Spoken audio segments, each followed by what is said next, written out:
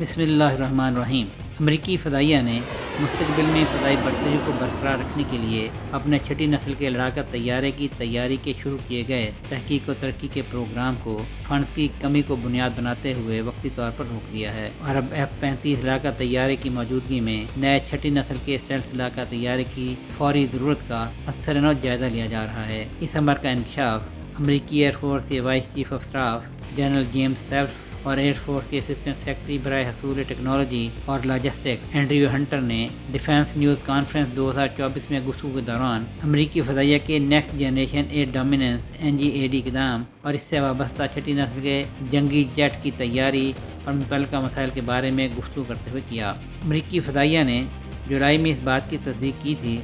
کہ اس نے بجٹ کے دباؤ اور بنیادی ضروریات کے بارے میں سوالات کے درمیان اپنے چھٹی نسل کے ٹیکٹیکل لڑاکا طیارے کے منصوبے کو روک دیا ہے۔ اس کے باوجود امریکی فضائیہ کا اصرار ہے کہ وہ اب بھی کسی نہ کسی شکل میں اس منصوبے کو آگے بڑھانے کی منصوبہ بندی کر رہی ہے۔ حالانکہ یہ لڑاکا طیارہ آخر میں کیسا نظر آتا ہے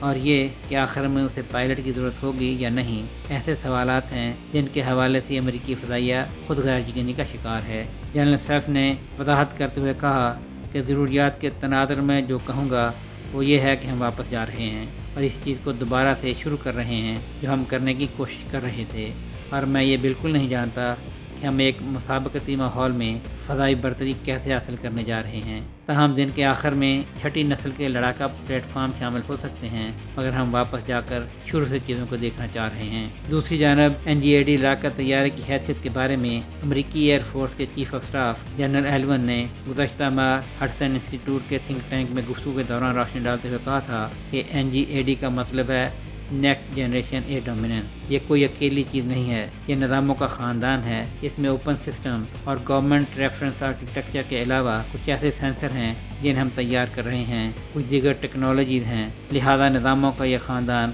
بھی آگے بڑھ رہا ہے۔ مگر ہم اس بات کو یقینی بنانا چاہتے ہیں کہ اپنے وسائل میں رہتے ہوئے جو فوری ضرورت کے پروگرام ہیں انہیں پہلے مکمل کیا جائے، خاص طور پر نئے سینٹینیل بین البراعظمی بیلسٹک میزائل اور اس سے منسلک